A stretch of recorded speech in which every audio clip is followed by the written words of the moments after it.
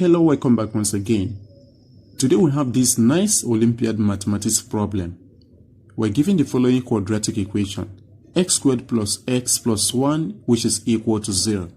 And here we're asked to evaluate x to the power of 49 plus x to the power of 50. Now let's get into this video. From the given equation, we have x squared plus x plus 1, which is equal to 0. Now let us divide both sides of this equation by x. So here we have x squared plus x plus 1 divided by x. This will be equal to 0 divided by x. Now let us split this denominator. We have x squared divided by x plus x divided by x plus 1 divided by x. This is equal to 0 divided by x is 0. From here, x squared divided by x, we have x.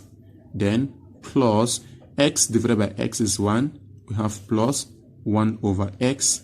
Then this is equal to 0. So from here, x plus 1 over x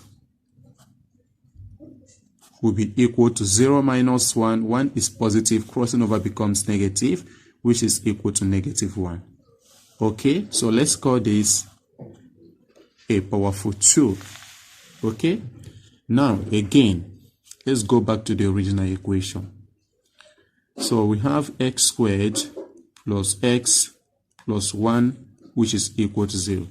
Now let us recall the difference of two cubes formula. We know a cubed minus b cubed is equal to a minus b multiplied by a squared plus ab plus b squared. Now let's go ahead and make the following substitution. We're going to let a equals x, then we let b equals 1. So we get here x cubed minus 1 cubed, which is 1. This will be equal to x minus 1 into bracket x squared plus x times 1, which is x plus 1. Okay, so now we can see that this expression right over here is exactly the left hand side of this equation, which is equal to 0. So we're going to make that substitution here. So we're going to equate this 0 here. That is to substitute for x squared plus x plus 1, 0. So we get here x cubed minus 1 is equal to x minus 1 multiplied by 0. From here we get that x cubed minus 1 is equal to 0. Then this one is negative, crossing over becomes negative. So from here we have this wonderful equation that x cubed is equal to 1. This is another powerful 2. Now the expression we're asked to evaluate is x to the power of 49 plus x to the power of 50. We all know that if this power here is a multiple of 3, then therefore x to that power will be 1, right? Since we have x cubed to be equal to 1. So, but unfortunately 49 is not a multiple of 3. So we're going to write it as x to the power of 48 plus 1. Then plus 50 here is not a multiple of 3. So let us rewrite it like this. So that will be x to the power of that is, let's use 51, then divided by x to the power of 1. We know this rule: a to the power of m divided by a to the power of n is equal to a to the power of m minus n. So if I apply this rule here, this will be x to the power of 51 minus 1, which is 50, and that is what we have right over here. Then what about x to the power of 49, which we would write in this form? So we need to take note of this, that a to the power of m plus n is same as a to the power of m multiplied by a to the power of n. Okay, so this will be equal to x to the power of 48 multiplied by x, then plus x to the power of 51, then divided by x to the power of 1, which is x.